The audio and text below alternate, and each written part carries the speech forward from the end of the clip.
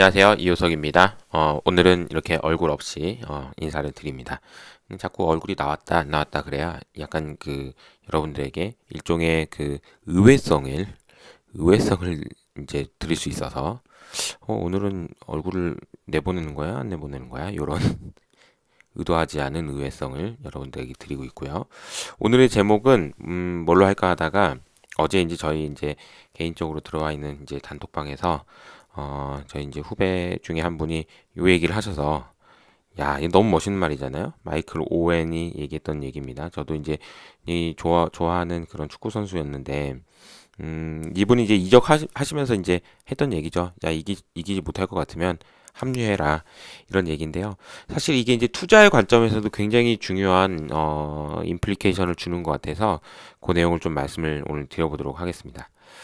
자, 미국 시장입니다. 미국 시장은 이제 다우는 어제 조금 내렸고요. 0.14%니까 사실 그렇게 크게 의미가 있는 정도의 움직임은 아니었고요.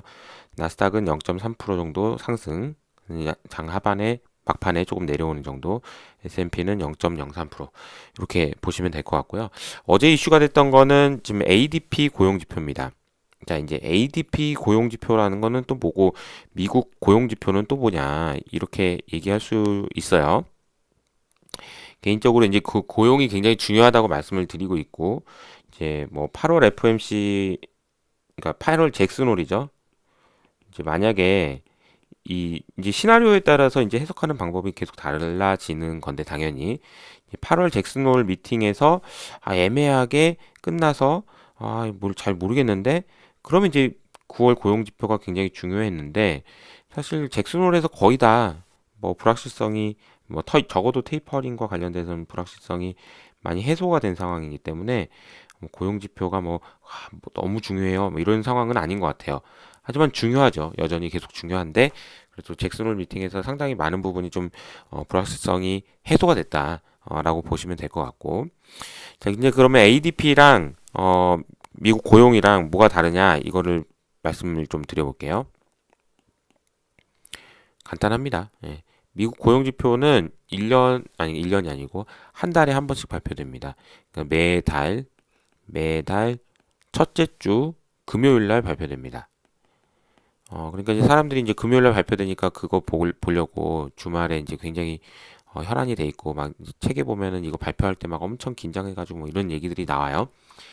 근데 이제 고용지표를 사람들이 주목을 하다 보니까, 예를 들어 이제 고용지표가 좋게 나왔다 그러면 야, 주가도 와 그럴 때도 있고, 아니면은 야, 고용지표 이렇게 되니까 테이퍼링 이제 막 빨리 하고 금리 인상 빨리 하고 그런 거 아니야? 그러면 주가가 빠지기도 하고, 상황에 따라 다르긴 하지만 어쨌든 고용 지표라는 것을 많은 사람들이 보고 있다라는 것이 중요하고요. 금리는 더더군다나 더 크고요. 그래서 얘의 중요성이 너무 커지다 보니까 이제 어떤 사람들이 나올까요? 야, 이거 보니까 효소가, 야, ADP 이거 미국 고용 있잖아. 이거 좀 먼저 알 수 없나 이거? 그런 생각을 하지 않겠어요? 이것만 먼저 알면 내가 돈 벌 수 있을 것 같은데. 그 생각을 하고 있는데, ADP라는 협회입니다. 이건 민간 협회인데, 이 협회에서 고용 지표를 발표를 하는 거예요. 그러니까 야, 이거는 그렇구나. 먼저 발표하니까 이걸 보고 미국 고용을, 야, 이거 잘 나올 것 같다 이번에. 안 나올 것 같다. 이렇게 얘기하는 거죠. 그러니까 반드시 민간에서 발표하는 거기 때문에 반드시 맞으라는 보장은 없어요. 어제 같은 경우에 이제 ADP가 몇만 명이 나왔냐면요. 37만 4천 명이 나왔습니다. 근데 이 숫자는 예상치가 60만 명이었기 때문에 상당히 큰 게 하회한 거예요. 그러니까 안 좋잖아요. 그러면 이제 미국 고용이 이제 금요일날 안 좋을 가능성이 높겠군, 이렇게 생각을 할 수가 있는 거죠. 근데 이제 뭐 여기서 뭐 문제는, 지난달에도 그랬어요. 지난달에도 그랬는데 미국 고용은 잘 나왔단 말이에요. 이게 뭔가 이유가 있을 거예요. 뭔가 이유가 있을 텐데 무슨 이유인지는 잘 모르겠다. 어쨌든 좀 지켜보자, 이렇게 보시면 될 것 같고요. ADP가 안 좋게 나왔음에도 불구하고 주가는 뭐 크게 뭐 미동도 안 하는 모습이었습니다. 저는 개인적으로 미국 고용에 대해서 상당히 좀 보수적인 입장입니다. 음, 보수적으로 보는 이유가 있는데요. 그 이유가 중요하잖아요. 이거는 이제 보수적인 입장이라는 것은 중장기적으로요. 왜 안 좋게 봐? 이게 뭐 코로나도 이제 오픈되고 그러면 다 해결될 텐데 이런 생각을 하실 수가 있습니다. 그런데 이제 보통 보면은 우리가 시장에서 비드 애스크 스프레드라는 게 있거든요. 비드 애스크 스프레드 이게 뭐냐면요. 음, 이거를 뭐에 비유를 하면 될까요? 쉽게 말하면 우리 이제 일상생활의 용어로 바꾸면 밀당이다 이렇게 보시면 될 것 같습니다. 비드 에스크 스프레드라는 건 뭐냐면요. 주가가요. 이렇게 보면은 자 이게 5만 원이에요. 5만 원, 49,500원, 49,000원 여기다가 이제 얼마에 사겠다라고 이렇게 호가를 달아놓죠. 매수 호가라고 합니다. 나 이거 이 가격에 사고 싶어. 아니 난 좀 더 싸게 사고 싶어. 자, 이제 반대로 이제 이쪽에는 뭐가 있을까요? 매도 호가가 있습니다. 이 가격에 팔고 싶어. 아, 난 좀 더 비싸게. 뭐 이런 식으로. 그죠? 그럼 요 호가가 얇으면요. 얇다고 표현하는데 보통. 요게 이제 이거는 550원이에요. 5만 5천 원. 글씨가 이게 너무 이러네요. 5만, 여기는, 어, 5만 5천 원. 근데 여기는, 4만 5천 원. 그러면 이거 너무 벌어져 있잖아요, 호가가. 근데 뭐 100원 단위로 이렇게 되는 경우가 있는데, 이거 너무 벌어졌잖아요? 그러면 이거는 잘 체결이 안 된다, 이렇게 얘기를 합니다. 왜 이런 얘기를 뭐 계속 하냐. 그러니까 가격이 촘촘하게 되어 있는 거랑 그렇지 않은 경우는 차이가 있다는 걸 설명드리고 싶은 거예요. 비드 에스크 스프레드라는 관점으로. 고용 얘기하다 왜 이 얘기를 하지? 지금? 예. 지금 고용자가 있고요, 여기에. 피고용자. 요즘에 보면은 미국에서 야 고용 진짜 많이 구인자 수가 진짜 역대 와 이렇게 많이 사람 뽑네 그러면은 이거 진짜 금방 회복되겠네 이렇게 생각할 수가 있는데 저는 그렇게 생각을 안 해요 중장기적으로 왜냐면 피고용자가 일하려고 이렇게 나가요 근데 이제 고용자는 어, 이 정도의 가격을 지불할 생각이 있는 겁니다 이 정도만 근데 뭐 사람 뽑긴 해야 돼. 왜냐면 뭐 일하는 사람이 좀 나가가지고 사람 뽑긴 해야 되는데 글쎄 뭐 그렇다고 내가 뭐 니한테 뭐 연봉을 뭐 아유 그뭐 30% 아유 안 됐고 한 뭐 그냥 한 5%만 올리면은 올 사람들 있으면 오고 없으면 안 해도 돼. 왜냐면 회사 잘 돌아가. 그리고 우리 회사가 지금 이게 상황이 이게 내가 봤을 때는 이게 막 그렇게 막 고용 막 하고 그럴 상황은 아니야. 요런 의미라는 거죠. 그러니까 제가 계속 말씀드리는 생산성은 이미 올라갔어요. 이게 그리고 이제 고용을 더 많이 한다고 해가지고 막 야, 이 고용 안 하면은 안 되겠다 이런 생각을 안 한다는 게 이제 문제고 저는 이제 이 간극을 고용 회복의 마찰 요인이라고 제가 이제 표현을 하고 있죠. 음, 전문 용어입니다. 마찰 요인. 마찰 요인이에요. 나는 취직하고 싶은데 연봉 더 줘요. 안 주면 안 해. 그래? 나는 별로 생각 없는데? 벌어져 있는 거예요. 나는 이 가격에 팔 생각 없는데? 나는 이 가격에 살 생각 없는데? 체결이 안 됩니다. 체결이 안 된다. 이게 이제 고용시장의 가장 큰 문제다라고 말씀드릴 수 있을 것 같고요. 근데 고용지표는 이제 중장기적으로 한번 지켜보셔야 되는 중요한 포인트가 될 것 같습니다. 미국 시장을 한번 볼까요? 미국 시장은, 자, 이거 뭐 어디서 보는 거냐, 이렇게 물어보시는 분이 있어서, 구글에 finbiz .com이라고 치시면 나옵니다. 이거 워낙 많은 분들이 보셔서 다 아실 것 같아요. 어제 시장은 이제 특징주라고 볼 수 있는 게 이제 넷플릭스가 어제 한 2% 정도 올랐는데 야 이거 주가 보니까 뭐 야, 넷플릭스 곧 망할 것처럼 하더니 뭐 사상 최고치예요. 도대체 뭐야 이거? 뭐 이런 생각이 들게 만드는. 그리고 이제 리얼 에스테이트 부동산 쪽이 조금 올랐습니다. 리츠도 좀 올랐고요. 사실 이제 연말 갈수록 여기서도 이제 기회가 생길 수 있다라는 측면이고 이제 오랜만에 이제 유틸리티 쪽이 좀 상승을 했고 그 다음에 이제 앱비가 FDA 승인 관련해서 이슈가 좀 있으면서 주가가 8% 정도 하락했습니다. 많이 빠졌네요. 우리 관심 많은 마이크로는 별 변화가 없었고요. 그 다음에 이제 웰스파고가 어제에 이어서 5%가 또 빠졌습니다. 근데 이제 웰스파고는 어제 말씀드린 것처럼 얘를 이게 규제를 안 풀어준다는 얘기는 그만큼 국채 수급에서 아유 여유가 좀 생겼다 이런 얘기일 수도 있다라는 해석을 제가 이제 자의적이지만 좀 했습니다. 오늘은 이제 주제인 만약에 이길 수 없다면 그들에게 합류해라라는 그 마이클 오웬의 말에 대해서 설명을 드려보자면 우리가 이제 보통 미국 증시 특히나 이제 나스닥 어, 어떤 느낌이 드세요? 만약에 여러분이 든든하다, 어, 든든 이런 생각이 들었을 수도 있고 어떤 사람은 얄밉다 라는 생각이 들었을 수 있을 것 같습니다. 얼마 전에 이제 제가 얄밉다라고 표현을 했죠. 얄미운 미국 증시. 우리는 다 빠졌는데 니네만 오르냐? 뭐 이런 표현. 어, 근데 사실 저는 개인적으로는 든든합니다. 왜 그러냐면 저는 이제 뭐 여러 차례 말씀드린 것처럼 미국 이게 나스닥에만 투자를 했기 때문이고요. 얄밉다라고 제가 표현한 이유는 그럼에도 불구하고 많은 분들이 아직 한국 주식이 미국 주식보다 훨씬 많으실 수밖에 없잖아요. 그러다 보니까 이제 얄밉게 느껴질 수밖에 없다. 그러니까 미국 주식을 안 하고 계신 분도 있을 수 있고. 근데 뭐 미국 주식을 안 하시는 분들의 이유가 있어요. 왜냐면 야 한국도 모르는데 뭔 미국이야 이렇게 생각할 수 있는데 음, 그분들한테 제가 꼭 하고 싶은 표현은 만약에 이길 수 없다면 합류하세요. 이렇게 표현을 드리고 싶습니다. 아니 이기지 못하는데 계속 얄미워.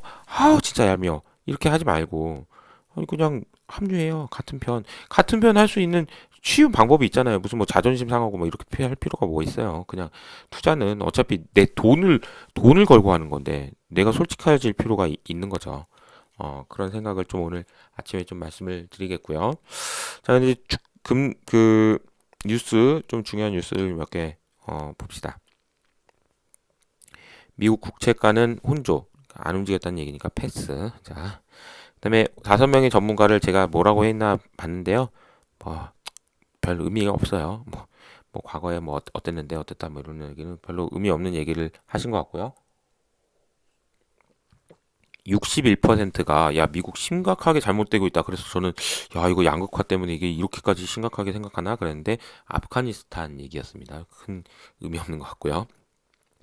달러와 약간 약세를 보였습니다. 그리고 미국 나스닥은 뭐 최고치 마감 계속하고 있고 자 이거 이제 보니까 야 ECB에서 양적 완화 축소 오 양적 완화 축소 처음 들어본 거예요. 그래서 이제 유로화가 상승할 수 있다. 돈을 덜 푸니까 가치는 올라갈 수 있다라는 말이죠. 뒤에 좀 말씀드려볼게요. 뭐 별 얘기 아닌 것 같고요. 자, 그 다음에 이제 여기 보시면 야 이게 유로화가 22 양적 완화 축소 가능성에 상승할 가능성이 있습니다.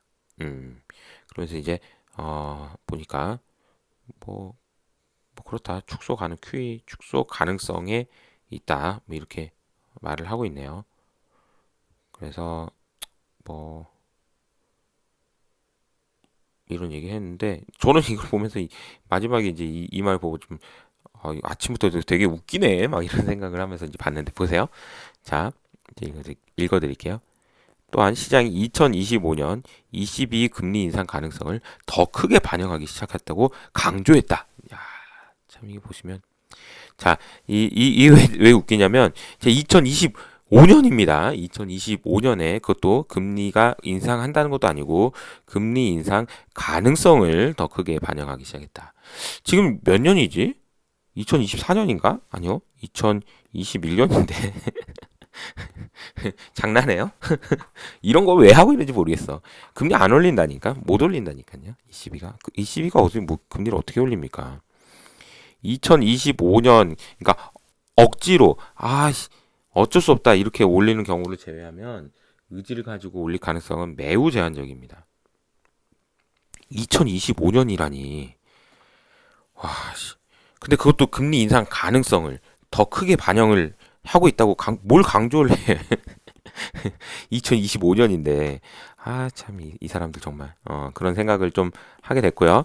뭐 그냥 뉴스 보실 때 그냥 이렇게 비웃을 수도 있는 그런 게 있어야 되지 않을까 그런 생각이 들어서 한번 좀 아침부터 말씀드렸고 한국시장 리뷰 들어가 보면 제가 이제 차트를 계속 많이 보여드리고 있는데 이건 주봉 차트고요.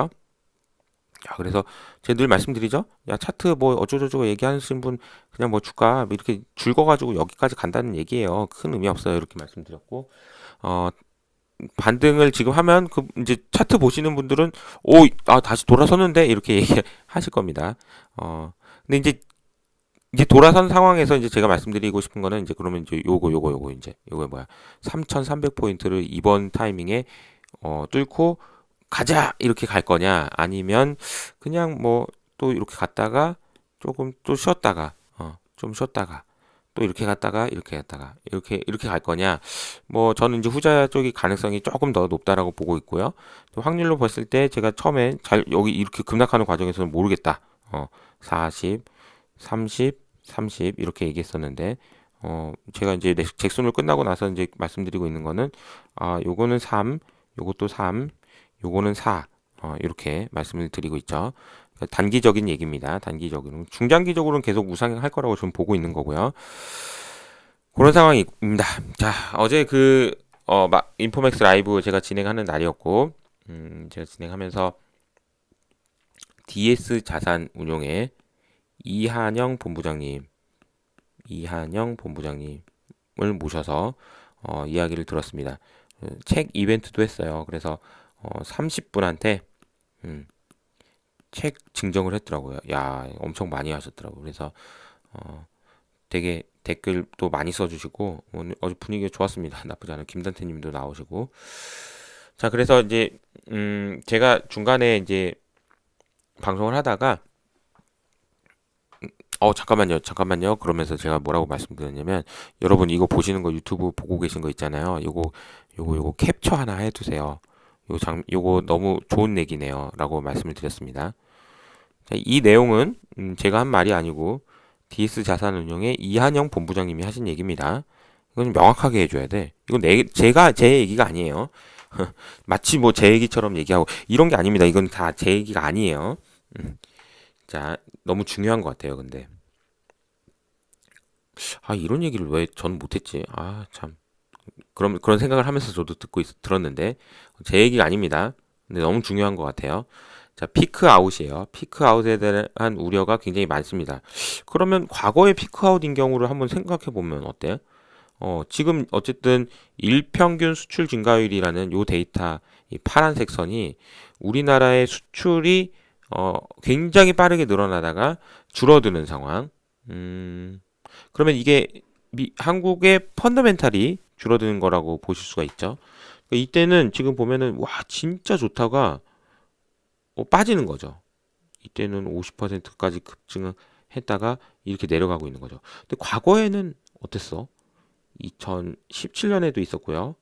급락. 그다음에 이것도 2009년 이제 이때도 이제 올랐다가 내려가는 거죠. 2010년, 2017년 그리고 이때는 2004년이 되겠습니다. 그러니까 경제라는 건 항상 좋아졌다가 안 좋아지는 구간이 덜 좋아지거나 안 좋아지는 구간이 있으니 잘 보면 좋은데 이때랑 그러면 이제 우리 질문은 분명합니다. 이때가 뭐가 달랐냐라는 거를 질문을 하면 되죠. 왜냐하면 여기는 주가도 같이 그려주셨는데 자, 이 구간에 지금 급락하는 구간이죠. 두 번째 이 구간도 급락하는 구간입니다. 여기도 이제 급락하는 구간입니다. 자, 이때 주가가 어떻게 되는지 보세요. 주가는 올랐습니다. 그죠? 여기 올랐잖아요. 여기 올랐습니다. 두 번째, 이 구간에서도, 뭐야, 주가 올랐네. 뭐야, 이거? 왜 올랐지? 자, 근데 이 구간에서는 주가가, 빠졌습니다. 그쵸? 빠졌어요. 자, 그러면, 이 구간에서는 왜 올랐고, 이 구간에서는 왜 빠졌냐? 자, 물론, 이걸 한마디로 설명할 수 있는 방법은 없겠죠, 당연히. 이거 때문이에요 라고 막 얘기하는 거는 조금, 어폐가 있을 수 있으나, 자, 이거 보세요. 자, 일평균 수출 금액이 과거에 그러면 그때 이후로, 자, 피크아웃을 찍은 이후로 어떤 식으로 변화했는지를 보면 명확한 차이가 나와요. 자, 이게 2010년입니다. 이거는 2004년, 요건 2017년. 차이가 보이시나요? 네. 요거는 2017년은 다른 색깔로 쓸게요. 자, 차이가 보이시죠? 네. 2017년에는 일평균 수출 YOY가 아니고요. 수출 금액 자체가